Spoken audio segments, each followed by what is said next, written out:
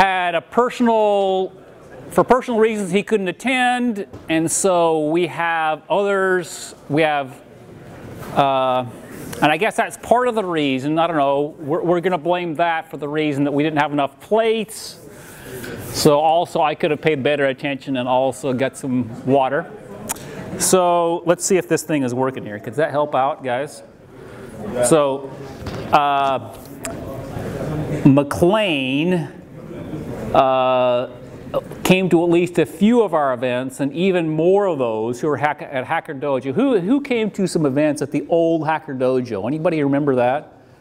Yeah. So there's a few of those events. I would notice McLean would be outside hacking away, and so I guess this is the result of McLean's hacking away outside of our Ethereum meetups at Hacker Dojo. Yes, McLean, Wilkeson, and John Pacific, and if there's any other introduction to be made, we'll let them make it themselves.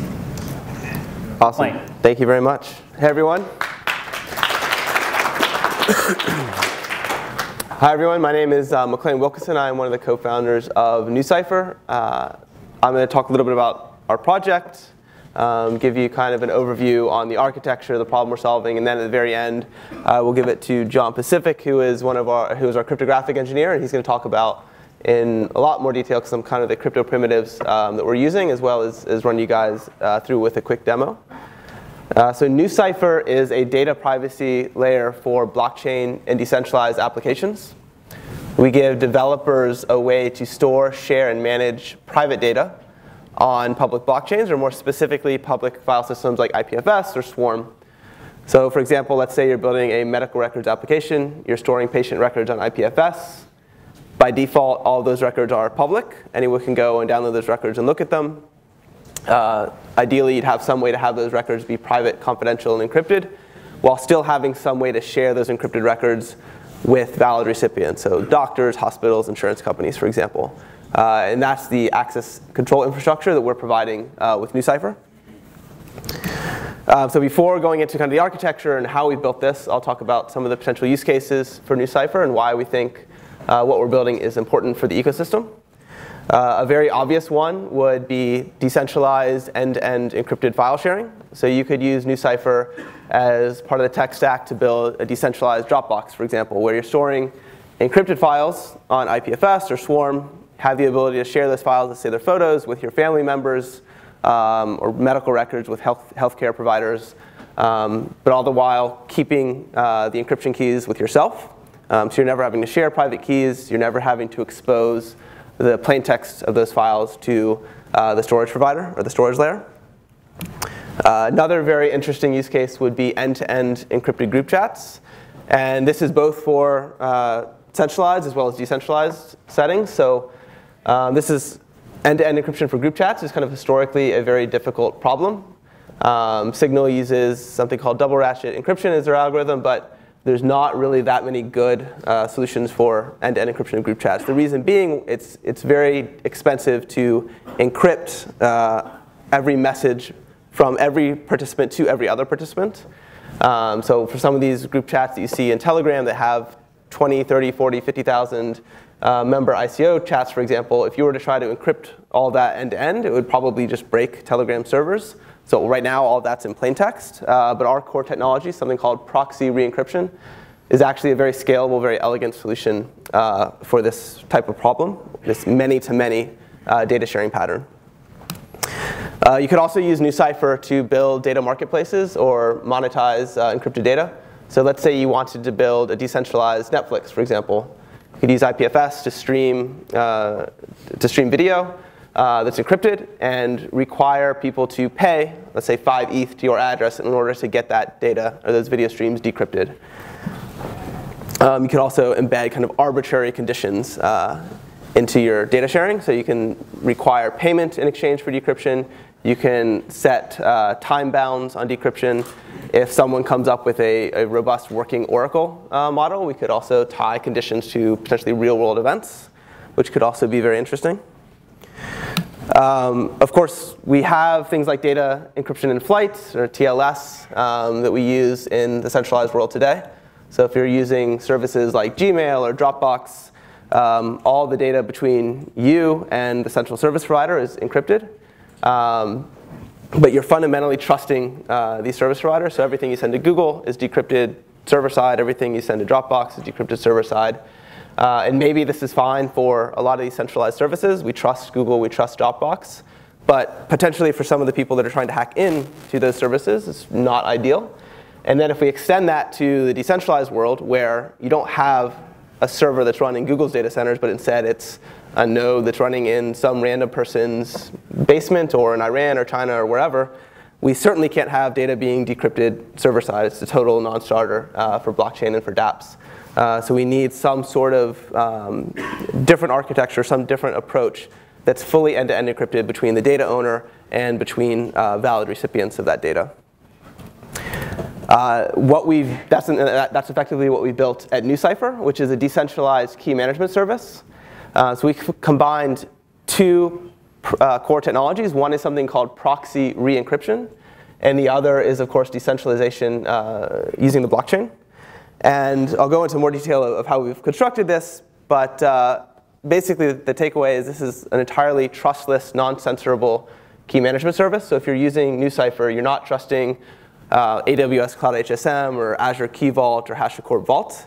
You issue access policies, and they're enforced by this decentralized network. The first technology that we use is Proxy Re-Encryption. And this is basically a more scalable form of public key encryption.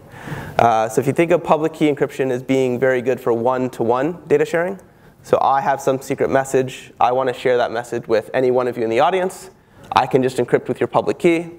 I can send it across the network. You can decrypt with your private key. It works perfectly well. Where it doesn't necessarily work so well is if I need to share that message not just with one person, but with everyone in this room or everyone on the Stanford campus, so dozens or hundreds or thousands of recipients. In that case, with traditional public key encryption, I'm having to encrypt n times for each person. I'm having to send it across the network a whole bunch. It just scales very poorly. And instead, with proxy re-encryption, what I can do is I can encrypt that data one time under my own key, and then I can delegate and revoke access to arbitrarily as many recipients as I like. And basically, the way that works is using something called a re-encryption key. So you could imagine using proxy re-encryption to create a centralized traditional key management service where you have some data owner.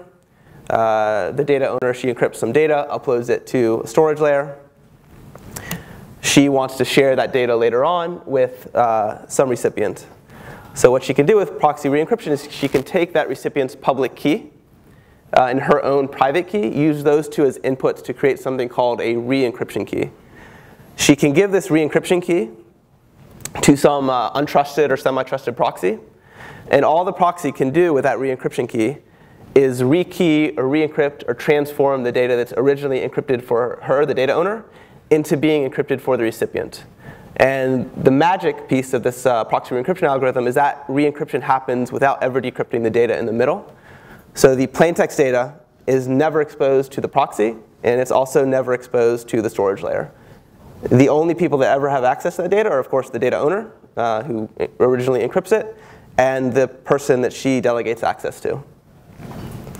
But we've taken that one step further with our decentralized key management service, which is we've created a split key threshold version of proxy re-encryption that we call Umbral.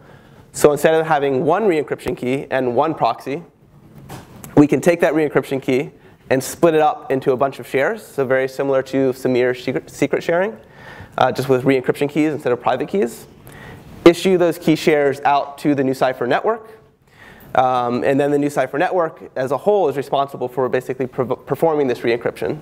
And you can, as a developer, you can tune this threshold. So you can say, I require 30 of 50 of these key shares to come together in order to re-encrypt data, or 10 of 20, or whatever your threat model is, you can tune that. And this gives a couple of benefits. One, it solves the availability problem.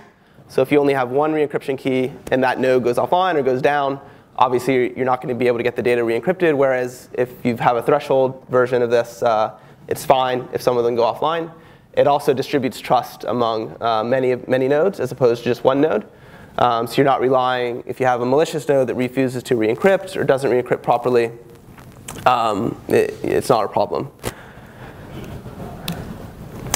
We also have tokenized this protocol, and the function of our token is, in contrast to a lot of projects, is not for payment. So you don't use the NuCypher token to pay for re-encryption or access control services. Instead, the use of the token is for staking.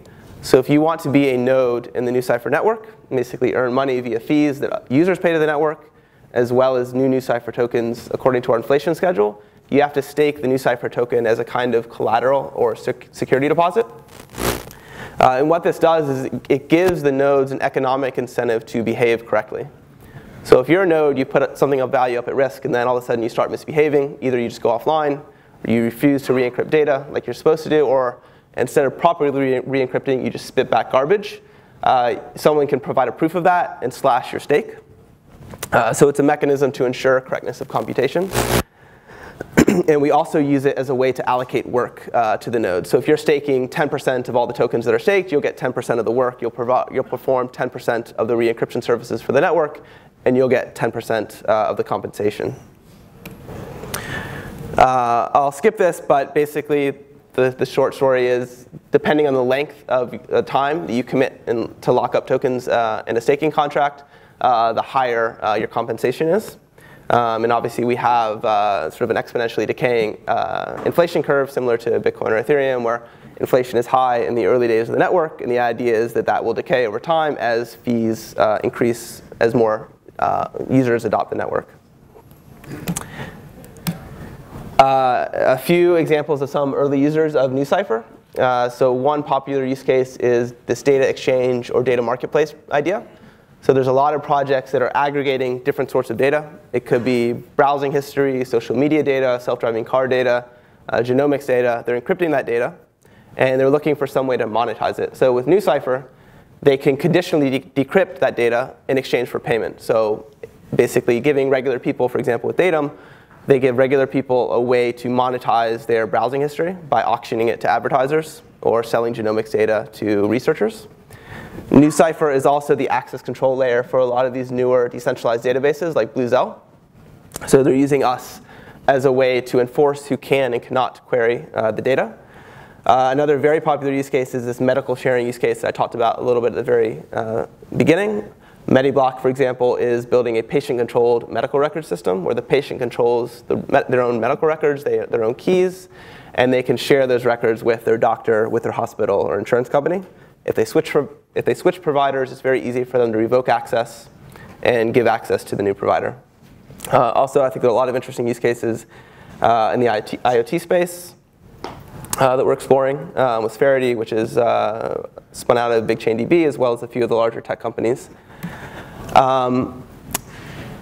We have a much more technical and scientific white paper that goes into very much the weeds of kind of the protocol, how it works. We've got an internal draft of a staking paper, which we hopefully will be in a position to publish soon. This white paper here describes the system as a whole, the decentralized key management service. We also have another paper which is on our GitHub, which talks about Umbral, which is the split key proxy re-encryption encrypted system that we developed. If you're interested in engaging, all of our development happens open source on GitHub. Very happy to have peer review or pull request, or if you have a project that could potentially leverage NuCypher, we'd be very interested to talk with you. If you want to talk to us or any of our devs, we do all of our dev discussions also in public on Discord. And my email is just mclean@nucypher.com, and happy to speak to any of you guys afterwards. I'll actually switch over to John, who is going to talk about some of the cryptographic primitives that we're using, as well as run through a quick demo. Apologize, we have to do a quick sort of switch of 3 different microphones. I've got a quick question. Yep. Would you guys consider, instead of proof of stake, something like IP or Filecoin, like obviously not proof of retrievability, but like proof of rekeying, or like to incentivize people to hold more keys, do more rekeying, as a way to generate competition in the network? So I think you could almost view our system as like proof of encryption in a way. So you have to obviously stake our token, but you also have to provide this re-encryption service. So if you don't do both, then you're not going to get compensated. In fact, you'll get your stake slashed. So I don't think we don't formally call it proof of encryption. Maybe we should. But it's sort of a combination of stake plus useful work. And I'll let John just run through his thing really quickly, and then we'll do questions. Sure. All right. So yeah, Umbral is our proxy re-encryption crypto system that we've designed. It was designed by a cryptographer in Spain who works with us. His name is David Nunez. He's at the University of Malaga in Spain. He also works at the NICS lab or institute, whatever its name was. So let's go over some brief stuff about proxy re-encryption. Just a few of the properties of it. It's unidirectional, single hop, and non-interactive. This is very specific to Umbral. So unidirectional being that Alice can encrypt for Bob, and Bob can encrypt for so on down, but it can't encrypt backwards. It can only go in one direction. Bidirectionality would have some vulnerabilities in the way we use it. Single hop meaning it can only go from one to the next one, not any further. And non-interactive being that we only have to set up this re-encryption key with Alice's private key and Bob's public key. Many proxy re-encryption schemes are interactive, where it requires 2 secret keys, but ours only requires 1, and that's Alice's, sorry. So in cryptography, we have the KEM and DEM approach for crypto systems. These are key encapsulation mechanisms and data encapsulation mechanisms. And so in our case, we use Umbral for the key encapsulation mechanism, and for our data encapsulation mechanism, we simply use CHA-CHA-20 with Poly 1305 max right now. Of course, this can be swapped out for AES 256 if you so need. Umbral is IND PRE CCA secure, which was a security defined in a paper. I forget the authors of which right now, but you can look that up there. We also do verification of re-encryption correctness through non-interactives, zero-knowledge proofs. We're still working on that side of the protocol right now, so that's not quite finished. And then, of course, our code and our documentation for this specific schema is up. I'll be demoing PyUmbral right now. But if you're interested in the nitty-gritty math details, which are a little out of the scope for this demo here, you can go to the documentation below at Umbral doc on our GitHub and see it for yourself. It's not quite finished, but we expect it to be finished soon. So I'll dive right into the demo here. Can everybody see this text all the way in the back? Can I get a wave if you guys can read it? You're good? Awesome. All right, so let's get started. First, we just simply import the library. And this is done just by importing Umbral and import Umbral. And in this case, we work on SecP256K1. There is no really great specific reason we picked this curve other than that the entire ecosystem for Bitcoin, Ethereum, etc. all use this. And if anything happens to one of these specific curves, well, there's much other things to worry about than just breaking our encryption. But this can work on any prime order curve. So for example, P384, P256, and P521 all work. This airs out, unfortunately, just because I already said it once and I had to instantiate it for the demo. So we'll start first by, ooh, that's not good. We'll start first by creating private and public key pairs for Alice and Bob. This is very simple. This is all done in our PyUmbral library. Next, we're going to actually encrypt something. So normal public key encryption happens between Alice and Bob, where Alice encrypts for Bob, and Bob decrypts with his public key. With proxy re-encryption, the ability to share is much more simplified, where Alice encrypts for herself. So in this case here, Alice puts her public key in the plain text, which we define here. And we get an output of a ciphertext, which is the output of our data encapsulation mechanism. So in this case, like I said, CHA-CHA-20, Poly 1305. And then we get an Umbral capsule. The capsule is the component of the key encapsulation mechanism, which is performed using Umbral itself. So that is the ciphertext. Next, just to demo it, Alice can decrypt the data, as you can see here. She inputs the capsule, which is the encrypted key component, her private key to decrypt it, and the data to decrypt, and then her public key to verify, sort of like a signature verification method. In this case, this is where we use side channels, and this is where the decentralization component can also come in. Bob will essentially, who is the recipient of this, when he tells Alice, hey, I need to get information from this source or whatever, Alice can store this data in S3, IPFS, Google Cloud, etc., anything really that can store data. So she would put that up there along with the encrypted ciphertext here, and he would receive that. Just to show you, when Bob tries to decrypt this data without being granted access, the decryption actually fails. So even though he did all the same methods, this would be equivalent to trying to decrypt data with your own private key when it wasn't given to you, essentially. So that, of course, fails. In this case, we're simulating what our network is going to do. So in this case, we're generating 20 shares of this key, 20 fragments of this key, using Shamir secret sharing. In this case, threshold cryptography means we need a threshold to actually perform an action, such as decryption. And in this case, we're actually reforming a key doing this. So we're generating 20 shares, or 20 fragments as we call them, and of which we need 10. We only need 10 fragments to actually regenerate and recreate this key. And we're doing that with Alice's private key and Bob's public key. So this is the non-interactive component of it. So then Alice will distribute 20 of these shares here to 20 different nodes on our network. And Bob only has to go to 10 of them. And when he goes to 10 nodes, he's actually doing this next part here, which I simulate through this demo. And in this case, I do it by, he would go to these nodes and access and get it to re-encrypt this data, which is this capsule that he received in this step above here. And here, just to go over this briefly, I'm sampling a random number of these capsules here, just so everybody's clear on that, or a random number of these K-frags here, because in this case, Bob technically doesn't have access to those in our network, and I just needed to go through that. So he calls re-encrypt, and then Ursula, which is the proxy node in our network, performs re-encryption and gets output as a C-frag.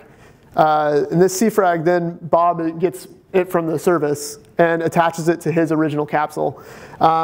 These capsules are, which is what this proxy node is re-encrypting, are only somewhere around less than 150 bytes. So if you have a 10 gigabyte file, you don't need to re-encrypt 10 gigabytes. You only have to re-encrypt 150 bytes. So that's how that works. So after he does all this, he attaches all the capsules. And then this is essentially him getting granted access to this data. And he can perform the decryption. And that's how that works. So in this case, he just did the same thing that Alice did in step 1 or step 2 above. Uses his capsule, his private key, Alice's ciphertext, and Alice's public key to verify that it came from her, and then decrypts it. So what we just did there was granted access from our network to Bob, where Bob decrypted it. Quickly, I can't really demo revocation in one terminal. So the way that works is on our network, if we have 20 distributed fragments and we need to revoke a key access to that, then we need to make sure that only 11 of those fragments were actually deleted. To go over a little bit about those fragments too, by the way, these fragments have no information about the private keys used in it. So Shamir secret sharing is what we call perfect secrecy. Each component has no information about what key it was a part of. And so they're all perfectly secure and correct away from it. And so yeah, that is proxy re-encryption. Are there any questions about that specifically I can go over?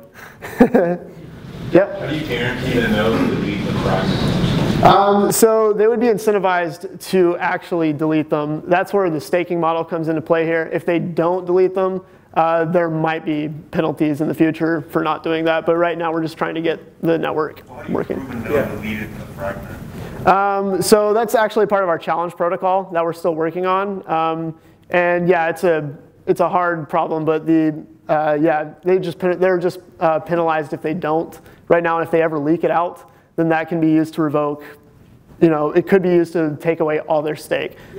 Clint can go in more detail actually on the staking stuff. I mean, theoretically, you could penalize for leaking, but it's just theoretically impossible to know whether they deleted it or not. Right, but here's another point too about these re-encryption keys is that there is no really super secure information that comes from that. So if they get one fragment leaked, the only thing that a malicious actor would do, let's say in our case, one fragment's leaked, there's nothing that anybody can do with it. They need all 10 of these to actually get a full re-encryption key. And even if an attacker were to get all 10 fragments, the only thing they could do is re-encrypt messages already designed for going straight to Bob. And they couldn't, specifically, they will not be able to recreate new ones. So, and for this to actually happen, it'd be a little, it requires like a bit of phishing, social engineering kind of attack, and it's a bit, complex. Yep. Maybe this is really clear to you guys, but could you just repeat why you need a new network as opposed to building on top of Ethereum, say, for example? We are building on top of Ethereum, actually. We don't have an entirely new network. The network component is just, for example, when we mine. So miners will actually mine by staking our ERC20 token on top of Ethereum, and then we distribute re-encryption keys. I didn't catch on to that. Thank you. It's absolutely fine. Any other questions? Yep. So does this Umbral protocol or whatever it is, does it reduce the amount of computation being done for like one many messages, or does it just offload it to the proxy? Sorry, can you say that just a bit louder for me? Are you actually doing less computation to encrypt the data, or are the proxies just doing the computation instead? So there is the amount of complexity and the amount of processing power done in it is similar to just a signature verification. So we're offloading the re-encryption to the proxies, and they have to do that for the threshold number of fragments that they chose during that process. And so Bob has to go to each node and get that re-encryption done, take the output of that, and re-input it back into basically a decryption algorithm. Yep. Yep. I didn't get it. So the proxy has to get all the fractions from all the nodes, or it just sends it? No. So Bob, who is the recipient, when he's been granted access, has to get his capsule, which is like the key, an encrypted key. He has to go to the proxy and get it re-encrypted m number of times, where m is the minimum number of fragments that he needs in this scheme. But all the fragments are at the proxy, or? Yeah, the fragments are at multiple proxies. So they do m of n is what we call it. Yeah. And so we distribute n fragments to n different proxies, and then he'll needs to get m re-encryptions done. So why Bob cannot perform the re-encryption and then decryption with his private key? So why Bob needs the network? So the network is used for trustlessness and distribution. Essentially, yes, Alice could give a re-encryption key to Bob for him to use himself, but why not just use public key encryption at that point? At this point, Alice can actually just go offline and never interact with Bob again and have the data stored, these re-encryption data stored with a policy, and Bob can go back to the network and actually get it done. To add a little bit to that, by doing it this way as opposed to giving Bob the re-encryption key, you preserve some degree of revocation. Obviously, if Bob has already downloaded and decrypted the data and saved it, you can't do anything about that. But if he has yet to go and fetch the data, you can issue a revocation command to the NuCypher network and delete those rekeys. And you can also use it to basically embed conditions on decryption. So, Is the proxy some form of Oracle or smart contract or? No, so the proxy is our software. To be clear, it's open source. So what they're doing is it's like essentially like a REST API. Bob would go to, or Alice or Bob would go to this node and say, hey, I have 150 bytes. Can you re-encrypt it for me with this specific key fragment? And she re-encrypts it, gives it back to Bob. So it's our software, but he receives, or the proxy receives those re-encryption key fragments based off of how much she stakes. Yes? That's a good question. Do you have examples how to deploy of this type? Sorry, examples how to deploy a network of this type and how do they talk to each other, how they find that this node and the node or not? Yeah, so we don't have anything demo ready. Would you be willing to repeat the question for people who don't always? Yeah, sure. So he asked if we had a demo or a test to show if we have anything to show how we deploy this network or how the nodes interact with each other. That's what we're actively working on right now. We're pretty close to testing that. We're hoping to get there next month. And so that's one of the components. And unfortunately, I don't have a demo ready for that. But if you actually go to our code base, you can run through some tests, and you can kind of see how it's going to work. We're essentially going to be using, at least for right now as it stands, peer-to-peer networking and DHT, stuff like that. Any other questions? Oh. Yeah, even without the key splitting, the proxy re-encryption key involves, say, Alice's private key. So would she have to generate that locally and then send it to the proxy? Yeah, so Alice does generate that re-encryption key locally and then distributes the fragments to the network. Yeah, and then that splitting, just to clarify there, that each fragment does not contain any information on this private key due to Shamir secret sharing. Any more? Is there a limit on file size that can be done, or how much can I put on the network and not? So you don't actually store any data with the NuCypher network. You store re-encryption key fragments. And so like I said, this completely absolves the issue of transferring like huge files. What you can do is store that data on any other place like S3 or IPFS or Google Cloud. As for encryption, as far as encryption goes, there are some complex issues depending on which algorithms you choose and how much data you encrypt per key. But I think that's a bit out of scope for right now. Yep. Can this be fast enough for real-time communications? I used it earlier as the chat. Yeah, so there have been, this is a bit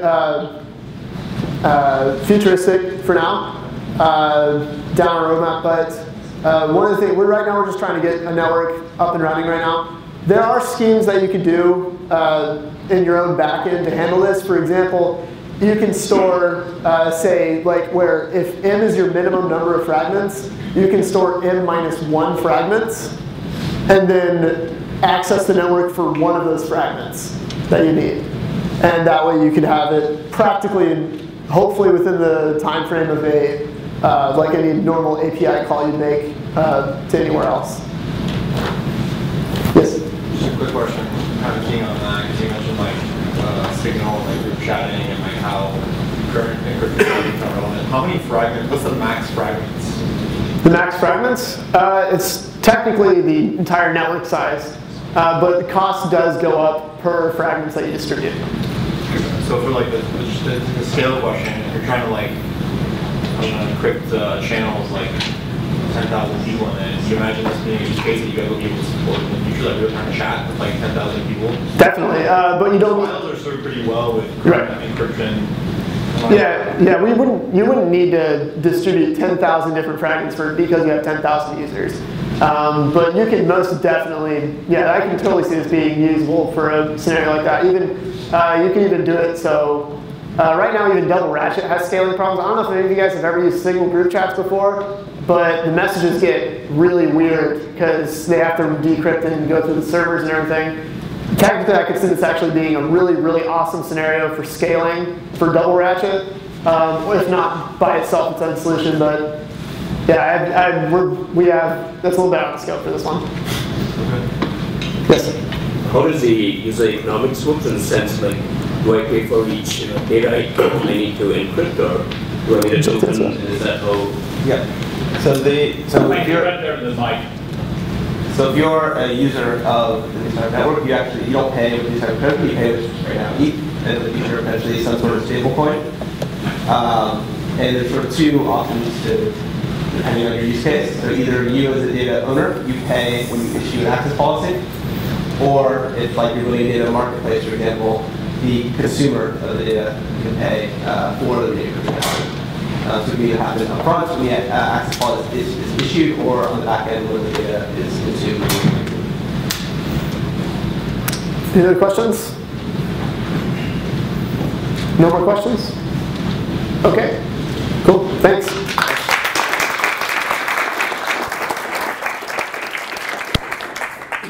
Okay, so I just love it when we have nice technical talks. So we're grateful to NuCypher for presenting, also to Joseph. Let's see, Vince, where are you at? Behind the screen? That's not Vince. So anyway, we're grateful to the Stanford Blockchain Collective and Stanford for hosting us. Thanks for coming, folks.